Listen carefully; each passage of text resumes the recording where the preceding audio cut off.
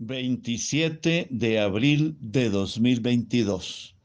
Una cordial bienvenida a esta reflexión que he llamado Potencialidades Ocultas. Hace poco se cumplieron 30 años de la muerte de la intelectual y filósofa española María Zambrano, cuya vida se desenvolvió la mayor parte en el exilio, tanto por la guerra civil en su país como por la Segunda Guerra Mundial. Ella decía que en el exilio vivía entre el temor y la esperanza, que son los dos estados propios del delirio, como consecuencia de la persecución y de una especie de gracia espiritual por la añoranza de su patria. Cuando un día le preguntaron cómo podría sintetizar su obra, compuesta por cerca de 20 volúmenes, decía que el hilo conductor era la relación entre el hombre y lo divino. Afirmaba que el hombre no es solamente un ser histórico, aprisionado en una sucesión de acontecimientos de diverso signo, sino ante todo un ser destinado a la trascendencia. Eso significa que el ser humano no ha acabado de hacerse, de construirse, sino que se va perfeccionando en la medida en que va viviendo.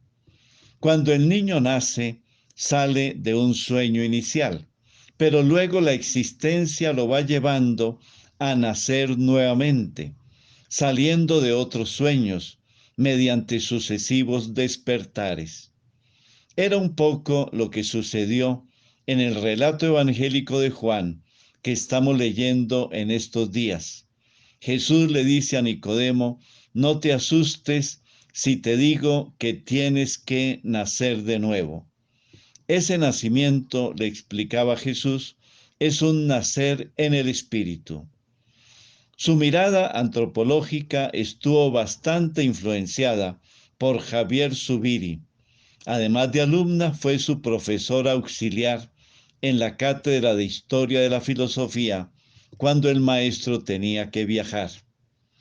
No hay que dudar que los tiempos de persecución, de encarcelamientos y de exilios sacan lo mejor que hay en el ser humano. En esos momentos se liberan unas potencialidades que las mismas personas no se dan cuenta que tienen escondidas en su corazón.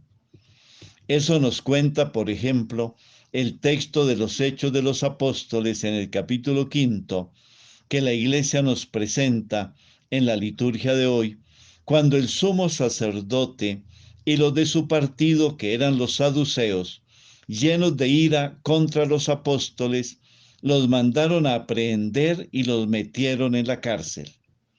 Pero durante la noche, un ángel del Señor les abrió las puertas, los sacó de ahí y les dijo: vayan al templo y pónganse a enseñar al pueblo todo lo referente a esta nueva vida. Para obedecer la orden, se fueron de madrugada al templo y ahí se pusieron a enseñar. Los mismos judíos se extrañaban de la sabiduría y de la capacidad oratoria que tenían estos hombres de escasa preparación académica. Sin enterarse de lo sucedido, cuando llegó el sumo sacerdote con los de su partido, convocaron al Sanedrín, es decir, a todo el senado de los hijos de Israel, y mandaron traer de la cárcel a los presos.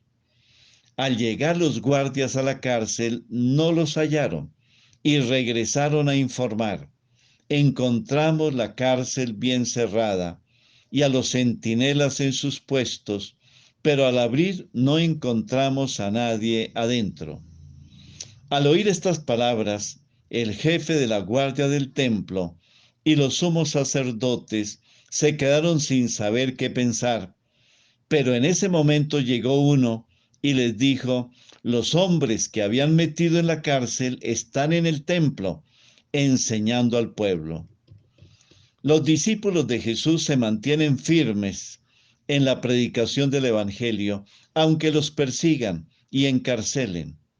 San Juan Crisóstomo, cuando comentaba este texto de los Hechos de los Apóstoles, y cuando él mismo estaba en las vísperas de su propio exilio, pronunció una bella homilía en la cual afirmaba: muchas son las olas que nos ponen en peligro y una gran tempestad nos amenaza.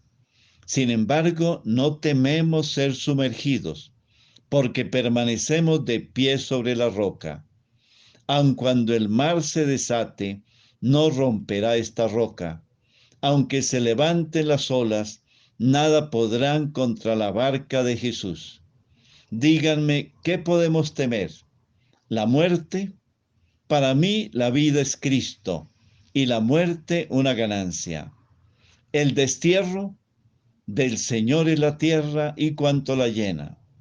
La confiscación de los bienes, nada trajimos al mundo, de modo que nada podemos llevarnos de él.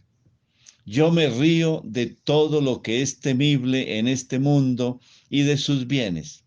No temo la muerte, ni envidio las riquezas. No tengo deseos de vivir si no es para su bien espiritual. Por eso les hablo de lo que ahora sucede, exhortándolos a ser caritativos y a colocar toda su confianza en la misericordia divina. Esas son las palabras de la homilía de San Juan Crisóstomo. Quiero concluir diciendo que en los momentos de prueba y de sufrimiento es cuando debemos sacar lo mejor que hay en nosotros mismos. Hay potencialidades ocultas que tenemos que revelar. Una pregunta para compartir en familia: ¿qué potencialidades ocultas hay en tu corazón que no te has atrevido a explorar, a desarrollar y a entregar al mundo para su salvación? Unámonos a esta oración a Santa María de la Resurrección, segunda parte, autor desconocido. Llénate de gozo, alégrate María, seca tus lágrimas, ilumina tu rostro con tu dulce sonrisa. Canta, exulta, regocíjate, ya viene a saludarte Jesús, tu Hijo amado. Dios Padre recibió su sacrificio y ahora le ha devuelto la vida renovada. Lo ha llenado de honores y de gloria, porque fue fiel y cumplió su tarea. Y en la cruz del dolor y el sufrimiento, con fe, con humildad y con amor, ha vencido la muerte y el pecado, que destruyen al hombre su mejor obra. Amén. Bendiciones del Señor para cada uno de ustedes y sus familias.